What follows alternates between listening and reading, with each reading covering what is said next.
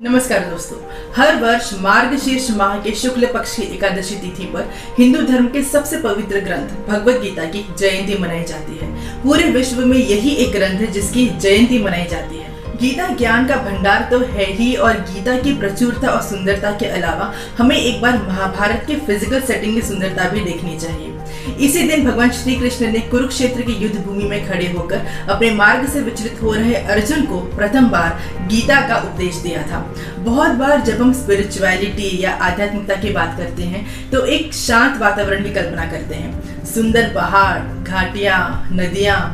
गीता की सेटिंग बेहद अलग है। ये युद्ध के भूमि में है जहाँ कृष्ण और अर्जुन के बीच संवाद होता है। As Gita says, the battle started with deafening noise and bustle, the twangs of bows, neighing of horses, trumpeting of elephants, and rattling of arms. और इस बीच अर्जुन अस्तित्व संबंधी मुद्दों को उजागर करते हैं और भगवान श्री कृष्ण से इसका आध्यात्मिक समाधान चाहते हैं। And Krishna decides to teach him right then and there amidst the trumpeting elephants and neighing of horses.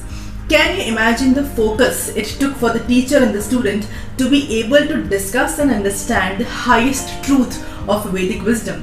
आज जब हम कुछ काम करते हैं तो अपनी बिल्डिंग के कंपाउंड में बच्चों की खेलने की आवाज़ या कार के गुजरने की आवाज़ से ही डिस्टर्ब हो जाते हैं, जबकि इतिहास के सबसे महान शिक्षक और महान शिष्य युद्ध की भूमि में उच्चतम वैदिक सत्य की चर्चा करते हैं और समझते हैं।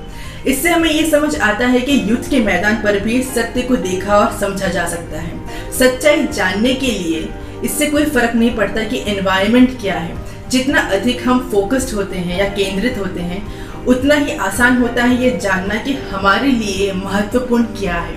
ये केवल सत्य के लिए ही नहीं बल्कि जीवन के हर पहलू पर लागू होता है। कृष्ण कहते हैं, कई चीजों को जानना अज्ञानता है, सिर्फ एक बात जानना ही ज्ञान है। गीता केवल धर्म ग्रंथ ही नहीं, ये एक अनुपम जीवन ग्रंथ है। गीता के केवल अर्थ को ना देखकर हमें इसके भावार्थ को समझना चाहिए।